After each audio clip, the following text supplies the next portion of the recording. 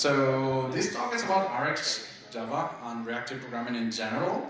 So we're going to approach reactive programming using one library, which is called RxJava. Has a very cool symbol over there. The one is our Android guy. So the sample will be done in Android, but RxJava can be applied to any project. Actually, backend projects usually heavily this kind of approach of reactive programming. So my last question as usual, who's a developer in the room? Most of them, cool. Yeah, people's journey, come closer, feel free. Also there are some first row seats if you want, so you can see better the code. These ones are free, I don't know if they're reserved or anything. So who has worked with RxJava already? Okay, a few people. For the rest, this is an introduction talk, so you will be able to understand the whole concept, and we'll go through it with the specific samples. And I have till 3 p.m, so that should be fun. So let's start with it. So again, I'll introduce myself, or you already know me because I already said this, but I'm Alejandro. I'm the Director of Engineering for TribalScale. TribalScale is a company that does software engineering solutions and focus heavily on code quality. We're always hiring in the region. We have a very strong presence in Dubai. So if you're interested, please apply, go to the website, feel free to drop me an email. My email is in the last slide, or just talk with me.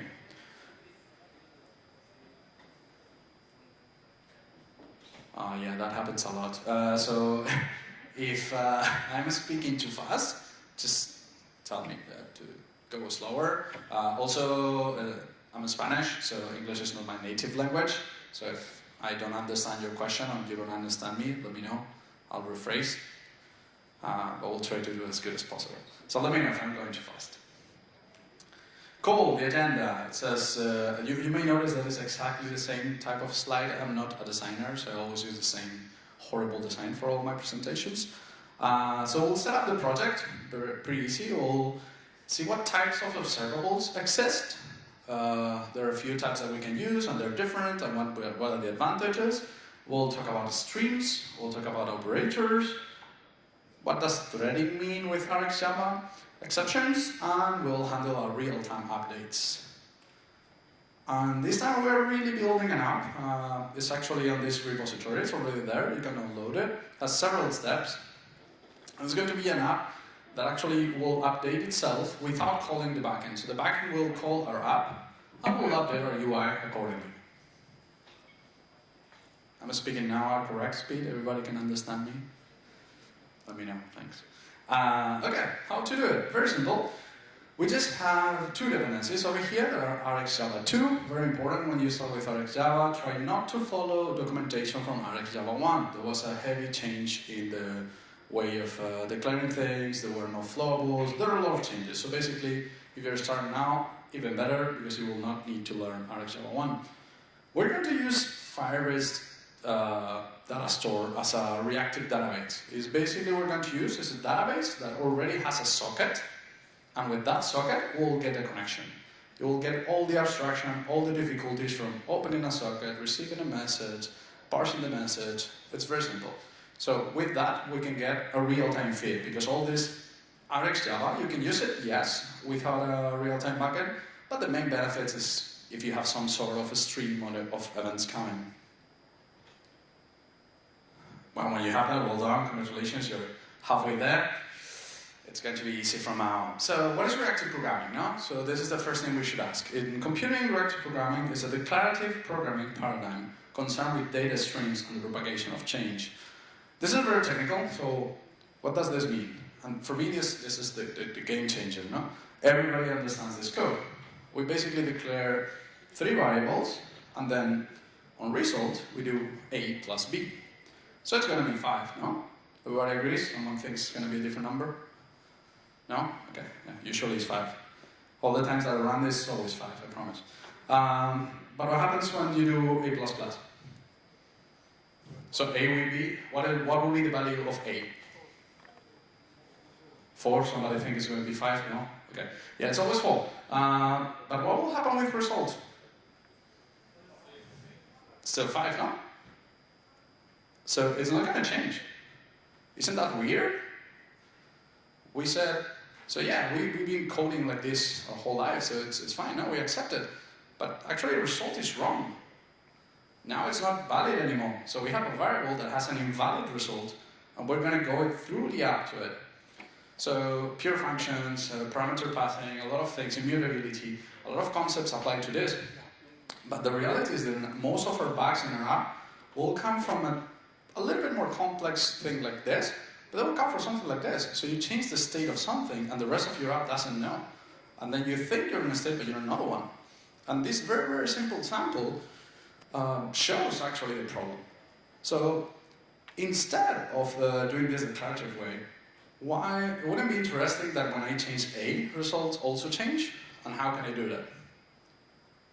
So the concept is a little bit complex in the beginning. What is an observable? What is an observer? Then you subscribe. Do I subscribe with a subscriber, with an observer, consumer? All these words in your head will be a problem. I observe on, subscribe on. So this is my simplification. Observable, a TV. Something that you can see. Something that comes to you. You can do nothing to stop it. The TV will keep pushing data. You can close your eyes, you will miss a few images. And the observer is Homer in this case. So it's just watching. And that's it. Between these two, there's the subscription, which is the thing that is observing. We'll go through it that an observable gives you a way of stopping the stream, which will be a remote. When you watch the TV, you have a remote. You can stop it. That's a disposable. It gives you a way of stopping the observable. So how do we create an observable? Did I take a screenshot of this? This is pretty bad. So you can use observable.create.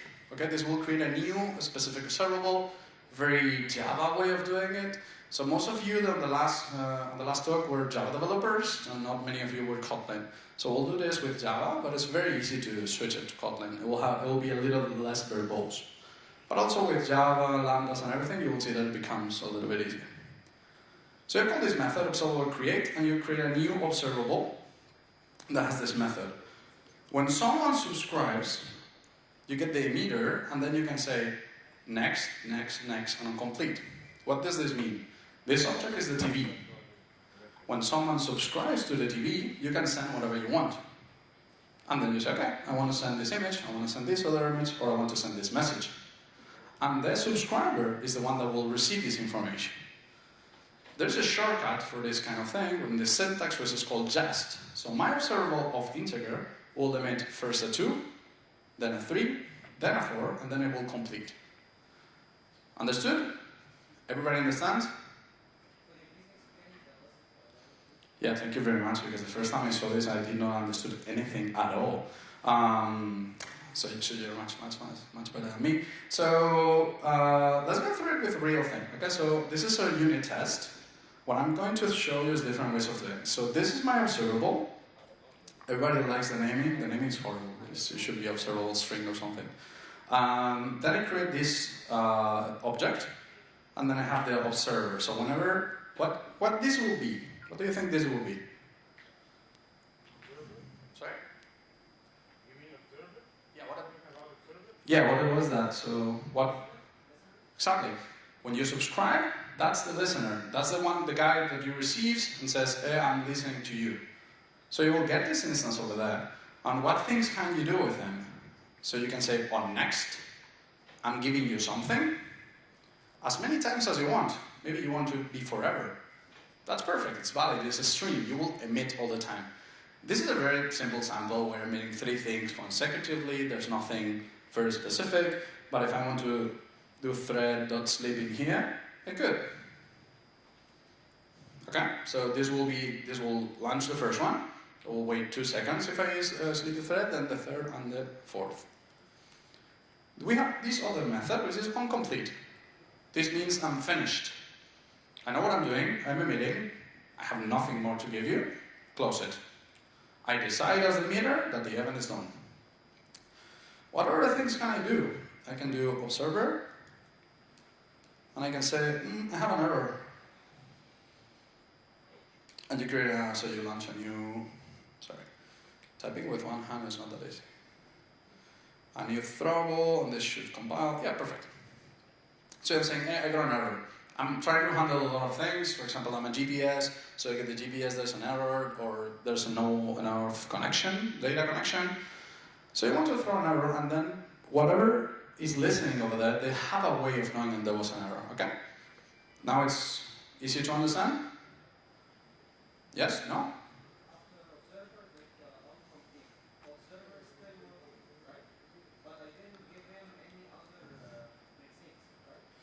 This means that I'm finished. You can just dispose yourself. Like there's no, you cannot emit after an incomplete. So I cannot do on next after this. No, it should actually not listen anymore because that means that I'm done. Usually you decide what to do as an observer. It's up to you. You want to stay there, okay? But there will be no event. So it's a safe point to say, oh, this is finished. So why should I stay? No? So this is the observer. The specific definition. I create a new observer. We have unsubscribe. So whenever this guy, which is the guy watching, when it's subscribed, you get this disposable, which is the remote. This is the remote where you can say, I don't want to listen to more things.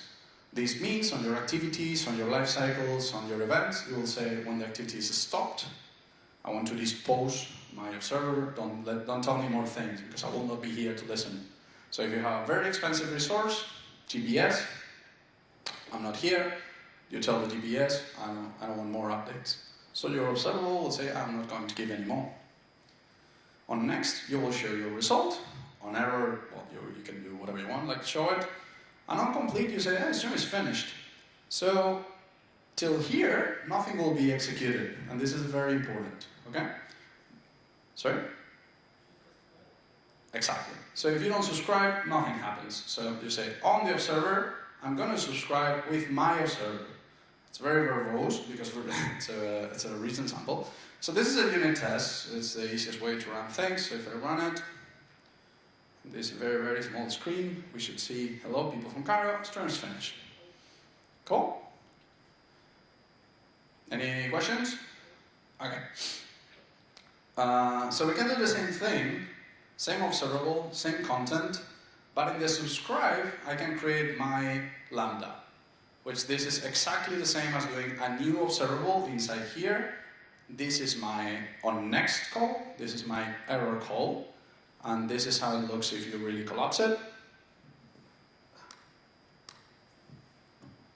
Anyone is not familiar with this way of defining things?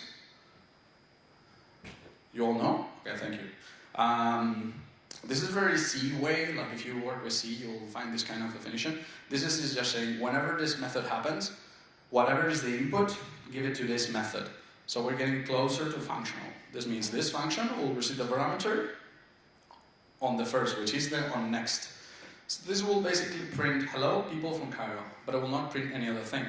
The second parameter of the function of subscribe is for an error. So whenever we get an error, we'll show the message error. So if I run this, there will be no error, it will just show the things. Okay, good, perfect.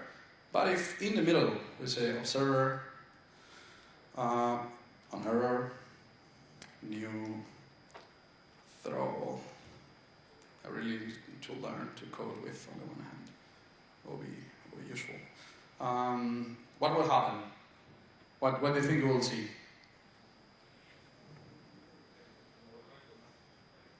So, but you will see hello people or not? Perfect. So that's what we expect. Let's see what happens. Also, this should fail as a test probably. Hello people, no, because I'm just getting a throwable without message and I'm picking the message. Yeah, perfect. So we understand. So that's how you create an observable. Okay, it's very weird that you create your own observables. Usually you get them from your library network, like Retrofit, perfect library. If you're not using it, definitely recommendable. But it gives you this, it gives you observables that you can use. So it's important to know how they work. No? And we talk about how to subscribe. You have 4 methods, okay? Unsubscribe, on next, on error, on complete. And this is very important. What is this for? Okay, the remote, turn it off. So you basically do d.dispose, and you have something that is called a composite disposable. So if you have several calls for several streams, you can collect all the disposables in one object and you say, hey, close all of them. It's very handy. So this is the first type, observable. It contains everything. No? It's the most generic, also the most generic type. On top of this, you have different types of observable that you can use. So this one has the 4 methods. But what about single? Single is just an observable that will emit only once. So it will give you one value. It's basically like a promise. It will say, you will get a subscription, but you will get only on success. And this means that this is the value and I'm finished. I can only give you one value, but I can give you an error too. So that means single. Sorry? Yeah, it will print only, in this case, one number. So I'm going to perform an operation that I'm going to finish in one value. So imagine that it's a very heavy computational process, and in the end you want to just take the number of rows modified.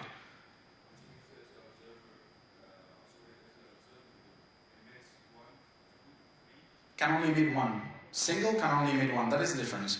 You will have several samples of things that emit only once. For example, let's say a database request. No? Get a user from the database. How many times are you going to get one user from the database? One per query.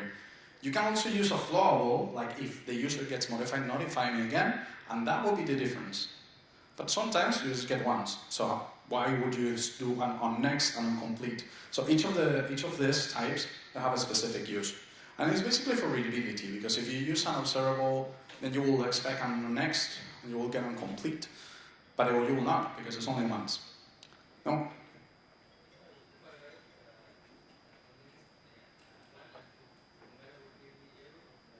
No, sadly no. So you couldn't, yes. Because so if it's a single, you can only emit on success. So you cannot emit on next. Directly you will not have it. So it's like a return. So when you have a return, I'm not sure if I think the IDE will be intelligent enough. We can try it out later.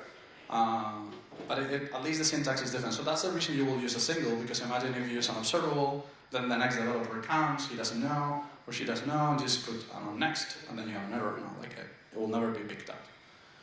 Completable, same thing, but I don't care about the value. I want you to process something very complex, 3 different calls, operations, collect the streams, and put it on DB, but I don't care about the result. When you finish, you tell me. You tell me that you finished, or there was an error. Pretty simple, no? Maybe is anyone using optional in Java? Cool. Same thing, same concept, nothing new. It's like maybe I'm there, maybe I'm not. So it's a possibility that I never return anything. Like I'm not an error, I'm not completed. It's just I haven't emitted anything yet. It's like your null check in this case. Flowable.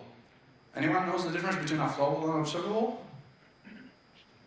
It's very common to read this. The main difference, I don't know, it's the typical thing that you read and then you think you know, but then no. So what happens if you subscribe to the GPS events change? And then you tell the GPS to update you any time that there's a change in the GPS. You'll get a notification every millisecond, maybe.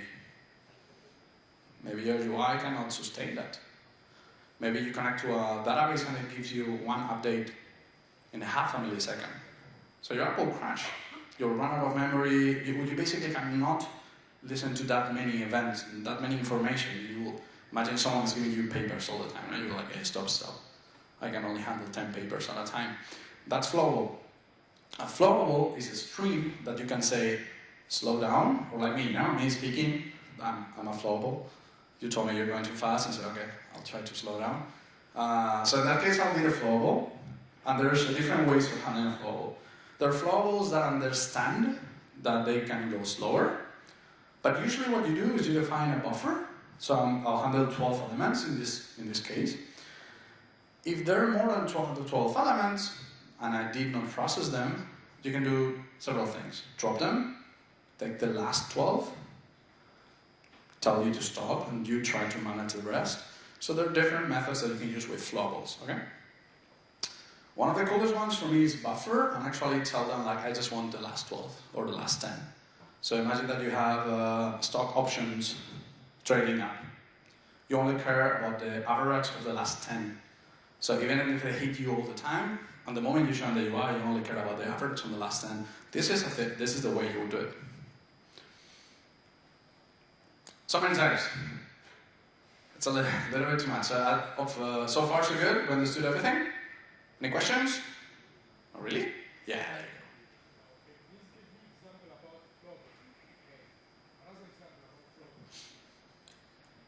There you go. Anytime you're consuming slower than someone is giving to you. There are many samples, the GPS, refresh the screen. Usually there are nature events, no? Like for example, gyroscope. So if you want to listen to the gyroscope of the phone, or you want to listen to the XY of the finger of a person. There are so many decimals in that if you subscribe to the last decimal on the pixel, let's say pixels, or gyroscope, which is even more, can be more. So what do you want to listen to? All of the events? You want to listen maybe to one every 5 seconds. So you will create a flow that will handle the sensor change, and whenever you listen, you will tell the flow, I only care about one every 5 seconds. The rest, drop them. So that will be another example. So any time that you have something that you cannot handle. So it's very common that you create an observable, you forget, at some point your API, whatever, hits you harder than you can, because you're processing an image or something like that. Imagine that your UI takes 2 seconds to update for some reason in your phone. And your backend is giving you results every second. You're basically all the time refreshing. You're not showing anything by some chance. So you will say something like that, hey, chill. So how you handle like that? Streams. What are streams? So everything in RxJava on reactive programming are streams. It's a continuous flow of events, something that never ends. So you can create them from a live source. In this case, this is the, I think it's because of the resolution. This is a sample from the Firebase database. So when you have a Firebase database like this is the result. This will be the app. But I'm using the quite beta version. Whenever there's a change in this one, you will get notified. Okay, you will get an event notified in your app, which basically I define with a callback. So whenever there's a change, I'm going to do is if my emitter is not disposed, if the TV remote is not turned off, and this is your responsibility when you create an observable, then I'm going to emit the change to the object. Okay? Is that clear?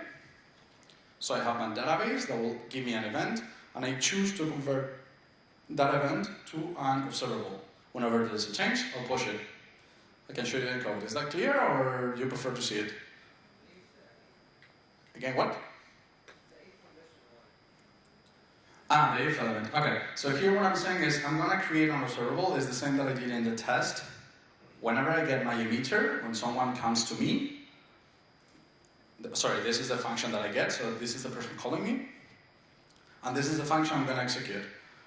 I want to listen to the change of my documents. Whenever there's a change on the documents, I'll get each of them, and if my observer is not there, is not done, this is how you check if someone has turned you off.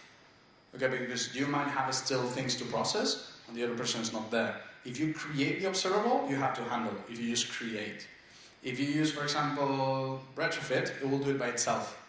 So if you, for example, make a request to the network and you expect an observable, you have to do nothing. But you can do on your UI, you can do observable, you get the disposable, dispose. So what it will happen is that the network will make the request, will come back, and it says, oh, I have a result, but no one is listening, so we'll check if I'm not disposed, I will notify. So this is us handling that. We are checking if the other person has pressed stopped. To avoid null pointers, this is how it's done on RxJava 2. In RxJava 1 was different. In here, emitter will always be there. Emitter will be there, will stay, will have a reference. And you basically will check with a flag if it's there or not. But you can create streams from even lists. And this is something that was very helpful for me. So you have to filter. That's probably the most common case ever. You have a list of something, you want to filter, you want to group them, you want to do some operation over it. These are the Java streams, and these are the Rx streams. If you want, you can use the the Java ones. You just need your API to be, I think, above 24 to be able to use a full stream API, because it runs through a different way of building the project. You just call stream. This will create from a list. This is just a list, okay? Any linked list or array list. You stream it. So this means for each element of the list, call on next, on next, on next, on next, okay? Then I'm going to apply a function that will give me each of the products. And if the product equals the one that I'm getting, one value, then I'll filter that one out. And this means, okay, the first one you get, you finish. So this means that if I'm looking for a specific item, like if it's there. So this means that it's optional. It can be there, or maybe not, okay? If we do it with RxJava, because we don't have the support for Java 9 or Lambdas or whatever, or we just prefer to have the syntax, we'll get a maybe, which is the same as optional, but from RxJava. We'll create an observable from something. You can create an observable from a list. Then you filter, and you get the first element. You might notice that there is difference in the syntax. Every time you forget, then you import from Java, and then you're manipulating a list from RxJava, and then you get crazy because the methods do not match. So check your imports, sometimes it happens. Is that clear? So for me this is much, much cleaner, but depends, no? But much, much cleaner than actually creating a for, and then iterating, then getting variables outside of the for, and then that one is null, and if it's not null, then it means that I found it. Maybe it's me. But the good thing about RxJava is that you have a lot of operators. This will simplify your life. These are out there to help. They're already fully tested. They give you fully support for a lot of operations.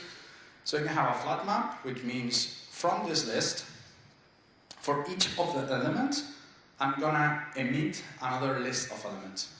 Okay, so this might be a little difficult to understand first.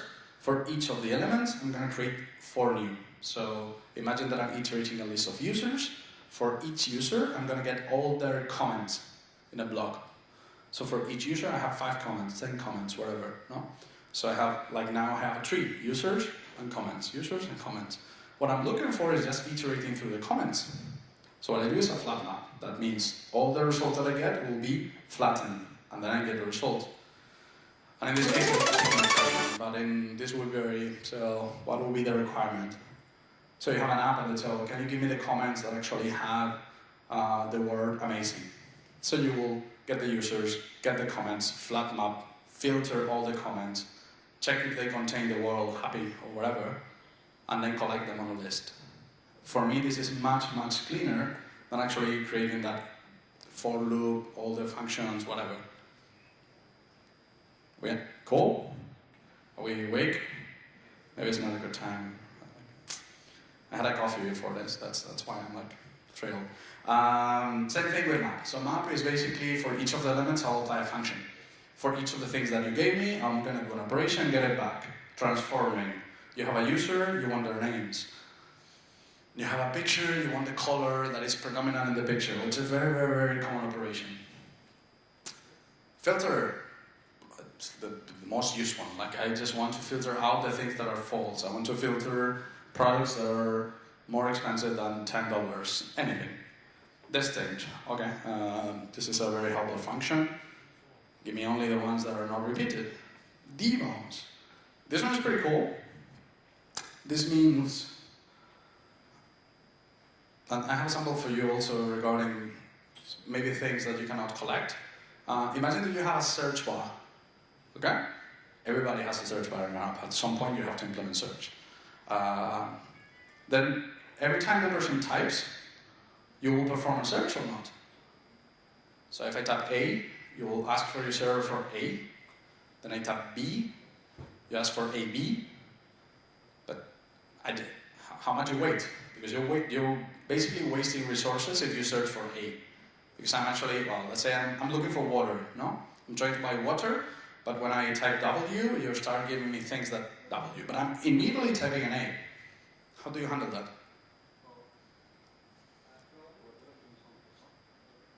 Typing could be a flowable, but in this case, well, the internal implementation actually is reasonable.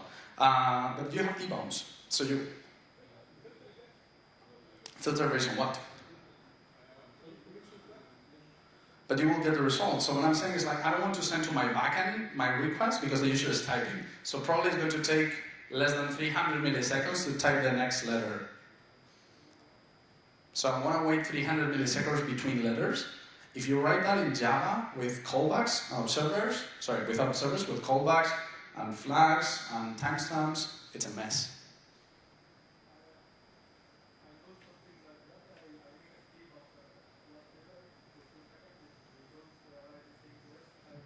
Yeah, you will do something like that. And then you have threading. You're putting in sleep, which is usually a code smell.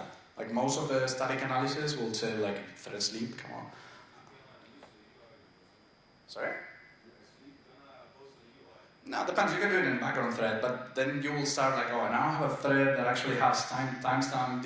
I will use a timestamp. So every time the user types, I will save the timestamp and I will check if 300 milliseconds had passed, then I will send a request, something like that.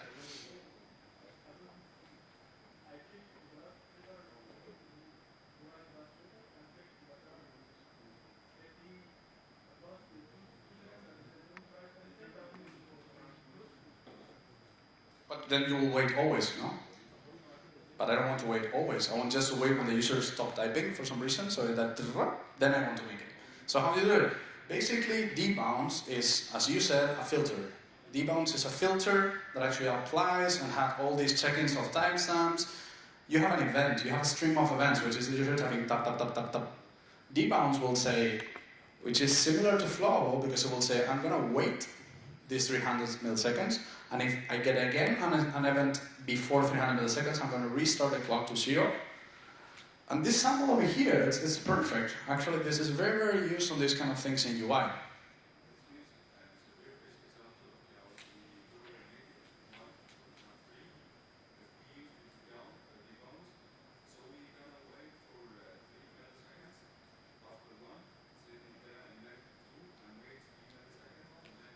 No, it will mean that you will wait. So for the first time, I'll limit. Let's go back to letters, because in this case, 1, 2, 3 is very difficult to follow. So I type A in my search bar, and then I finish. I don't do anything. 300 milliseconds pass, then the event is fired. So the one observing, which will be my request to the backend, then will be fired. So I'll search for products that start with A. But if I do water, and I do W-A-T-E, and between those typings, I take less than 300 milliseconds between each of the events, it's going to wait. And then when 300 milliseconds pass after the last event, only the last one, then I will trigger. And then you make your request. So this is a very simple case, very useful, that you can put in your apps right now.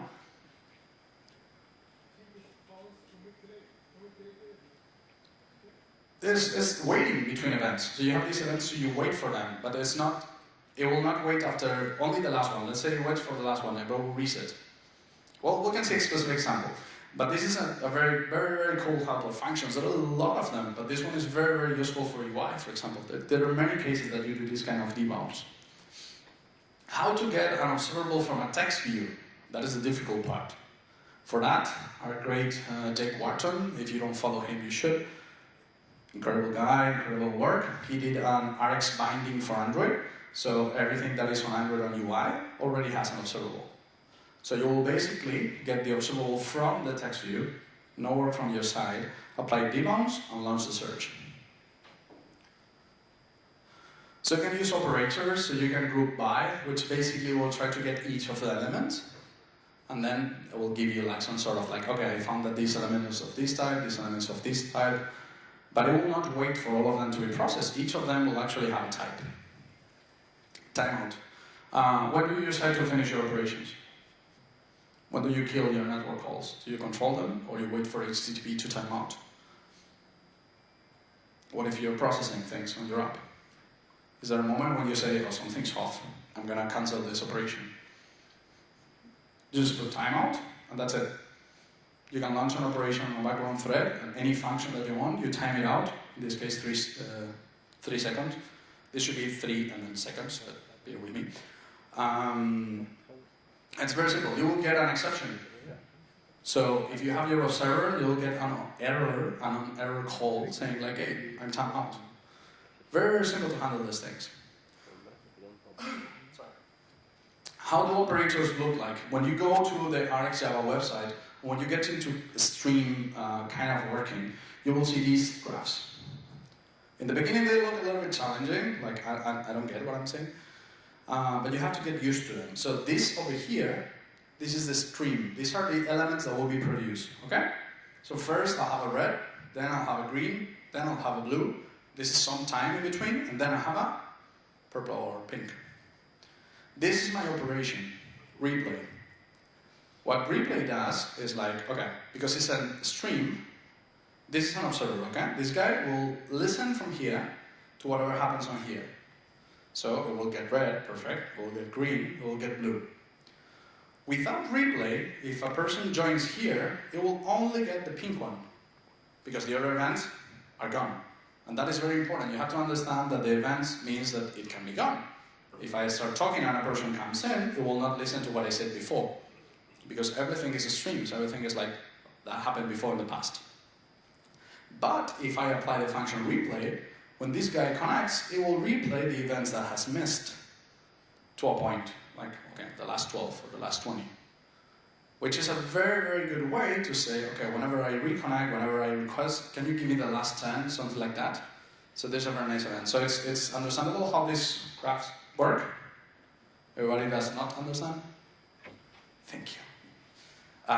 Some of them are very difficult. Actually, you will start to see them with squares. Then one is a triangle, like map operation. Map operation, you will see a red here. You will see here a map. And then you will see here a red square. Sorry. The first time you see that, you will want to say, what? Why now is a square? Because actually map will take that red thing and convert it into a square. So you have to read this in two ways. This is the time, and this is the guy emitting. In this case, let's say this is me. I'm going to say red, green, blue, pink. You notice that I took some time between those. And the replay function can be a person that is at my side, no? So, and you will be the observer, so you'll be over here. You heard me perfectly, and you got all of them. But a person comes to the room here. I'm not going to repeat this, but the person that is the reply function will repeat it. And that's fine. So you have to read like that, okay? So this will be the time axis. This is a emitter, the string, these are subscribers, and this is the function. When you go to the RxJava operators, you will see all of them. They have an explanation that has these kind of drawings. Some of them difficult to understand. I will recommend to play with them. Go! There are a lot of them, like really a lot of them. I'm going like very bad in time this time. So I'm going to talk about threading a little bit. Whenever you subscribe, where do you think you subscribe? Where things will happen? On my sample, for example, in my code. These events where this will happen. So why, let's delete this, or this one, okay. So if actually this is a nice sample. So I'm subscribing, and this unit test is finishing. Why am I getting the results?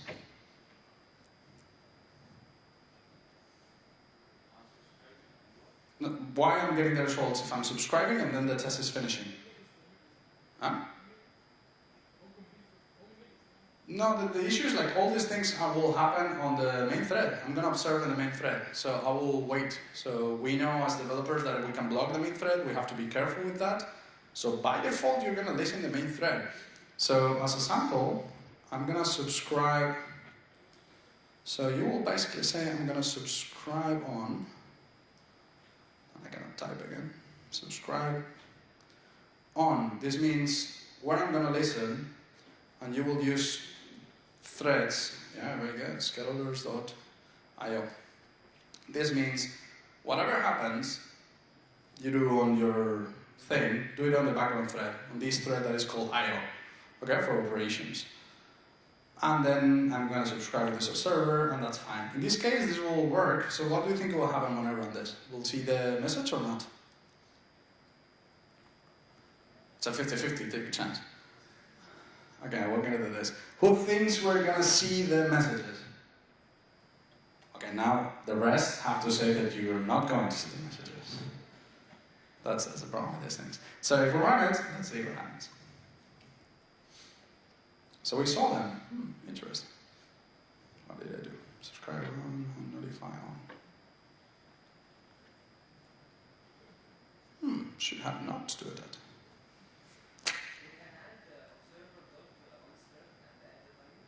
Sorry? Here? Yeah, you can actually do a thread sleep, but I have a specific task, which is this one, which actually demonstrates this one. So here.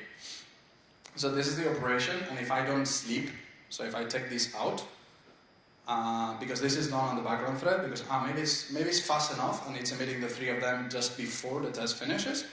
But the reality is, like in this case, if I don't put this thread sleep, you will see nothing. So if I comment this,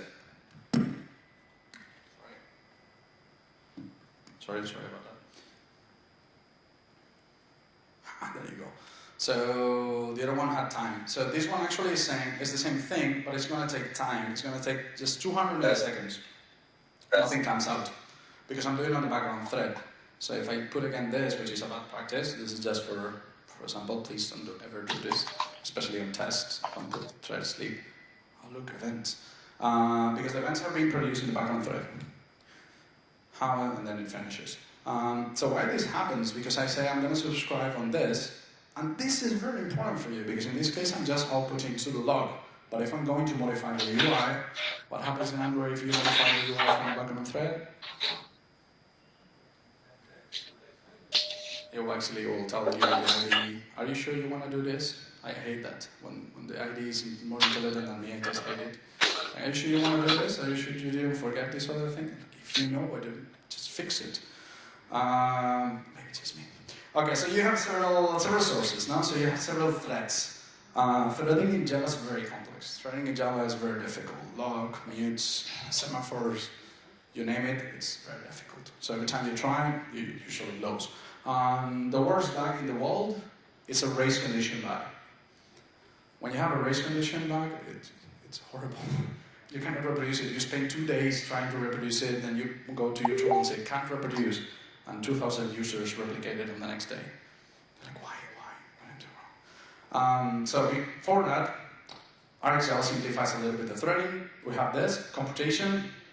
It's a very specific thread for mathematics operations.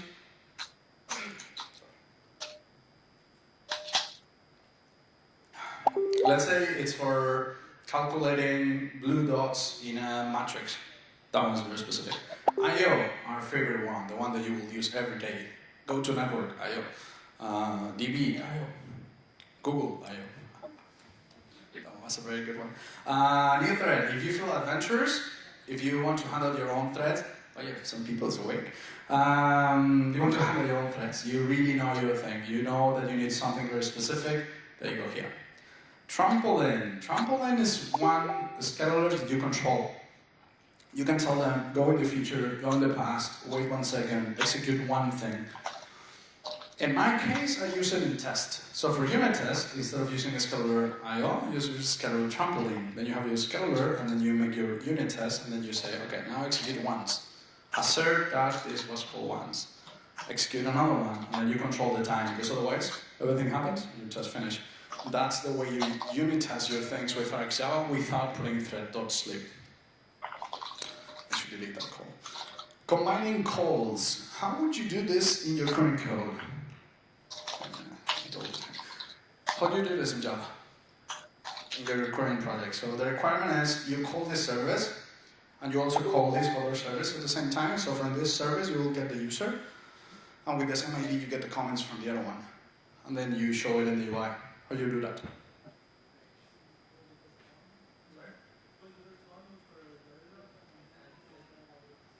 So you have 2 flags, no? Something like that. You can just log, perfect. Actually, it will be the second step. So first you will do that one. You'll have a flag. The other one finished, yes, no, true, false, perfect. Life is wonderful. You have 2 flags that are not used for anything. Your code is actually, you cannot follow because it happens randomly. And then your first race condition starts. Both of them actually execute the same line and check that both are false. Waiting forever.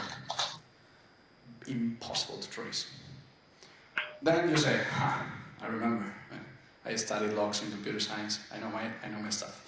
You start putting logs. You start putting your log objects. Then you say synchronize. I remember synchronize. This was for something.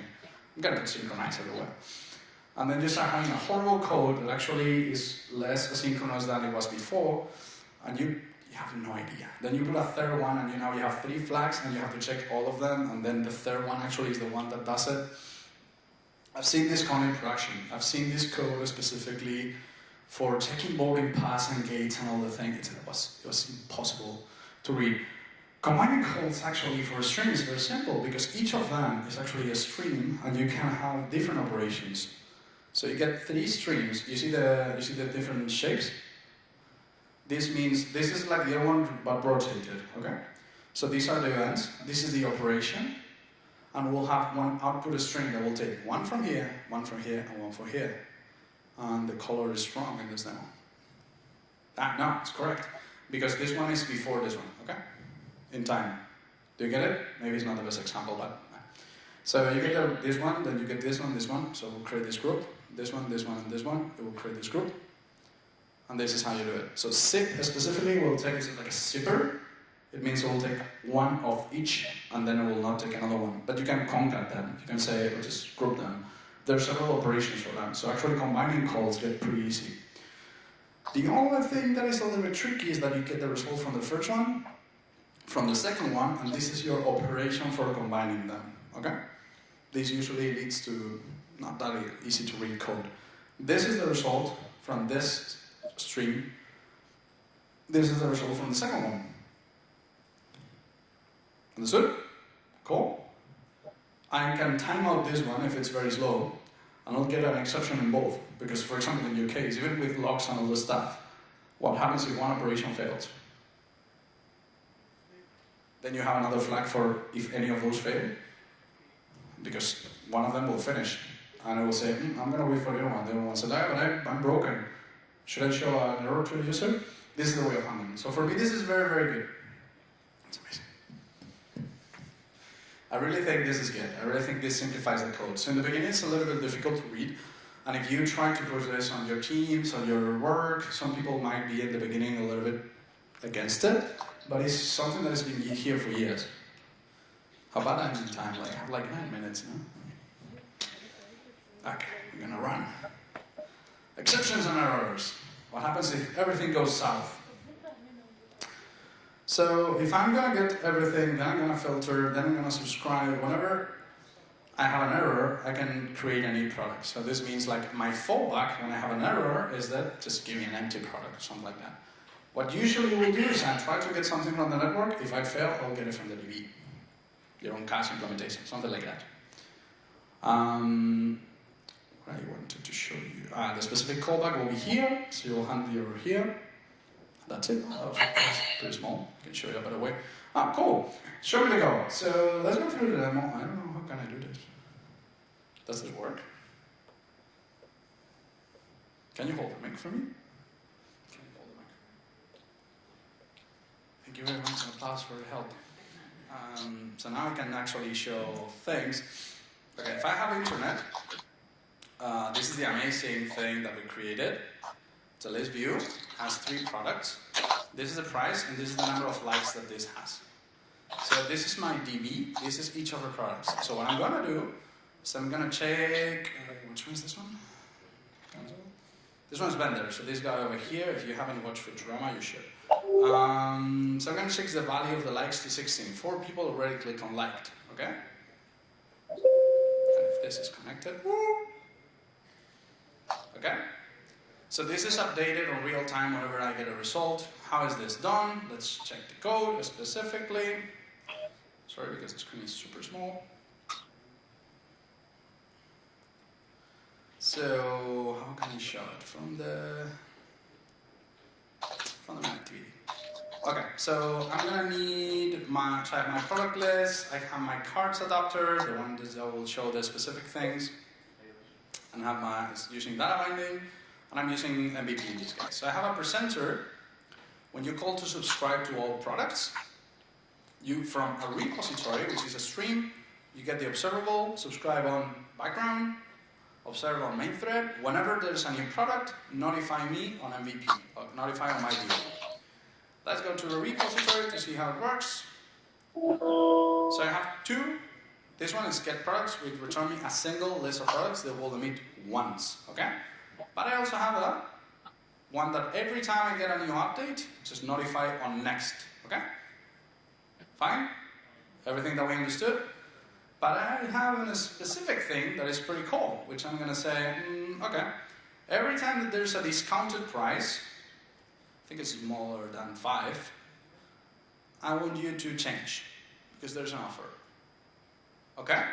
So what I did is from the same stream, so I have the same stream that notifies me change on every single product, I applied a filter. A filter on price will give me a different callback, which is an offer. So if we go to main activity, I have on product offer. Well, this will be called, sorry, this one. So I have my declaration of my interface and the implementation of this. Where is my product presenter? Products, subscribe to offers. So what I do is to the same observable, okay, look, it's the same observable, so I do not create a different one. From the same stream, I have 2 subscribers. One of them has a filter. Whenever the price drops below 5, then I'm going to call that there's an offer. Okay? And that's it. And if there's an error, emit a new product. Is that cool? Yeah. Okay, so that was basically the demonstration. I'll share the slides, but basically what I do is go through each of the elements and explain. Actually, this was before I showed it to you. You can stream everything. You can stream the GBS, everything. Almost everything is a stream. Usually only for lists. Even for that is super helpful. Be careful with the composites. Be careful disposing things because you're responsible for that. Check LiveData, lifecycle owners, room, databinding, and full MVVM. So the talk that I did before. This morning was about this, so check it out. But these two things actually collaborate a lot together. These are the references that you can check it out. Thank you very much. If there's any question, feel free to reach me.